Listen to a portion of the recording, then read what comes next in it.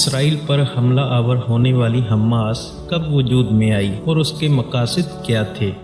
اسرائیل پر حملہ کرنے والی فلسطینی مزاحمتی تحریک حماس 1987 عیسوی میں مغربی کنارے اور غزہ کی پٹی پر اسرائیلی قبضے کے خلاف شروع ہونے والی فلسطینی مزاحمت کے آغاز کے بعد قائم ہوئی تھی۔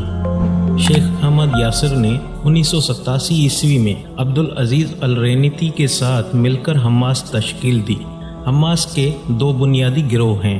پہلا گروہ فلاحی اور معاشرتی امور کی تعمیر کا حامی ہے، جبکہ دوسرا اسرائیل کے خلاف مزاحمت کرنے والا ہے۔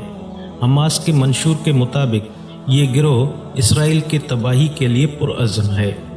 وقت کے ساتھ ساتھ حماس کے عسکری ونگ عبدالعزیز القاسم بریگیڈ کی طاقت بڑھتی رہی اور سن 2005 کے بعد حماس نے فلسطینی سیاسی عمل میں شمولیت اختیار کرنا شروع کر دی۔ میڈیا رپورٹ کے مطابق حماس فلسطین کی سب سے بڑی اسلامی قومیت بنیاد پرست جماعت ہے۔ 2006 میں حماس نے فلسطین کے قانون ساز انتخابات میں کامیاب ہو کر 2007 میں اس وقت کے صدر محمود عباس کی فتح تحریک پر سبقت لیتے ہوئے غزہ پر اپنا سیاسی اثر و رسوخ مضبوط کیا۔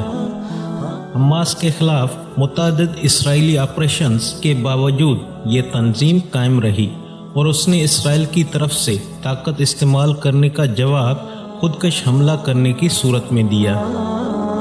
انشاءاللہ فتح فلسطین کی ہوگی اور ایک دن مسلمان ہی غالب آئیں گے۔ اسرائیلیوں نے فلسطینیوں کو بہت اذیتیں دی ہیں۔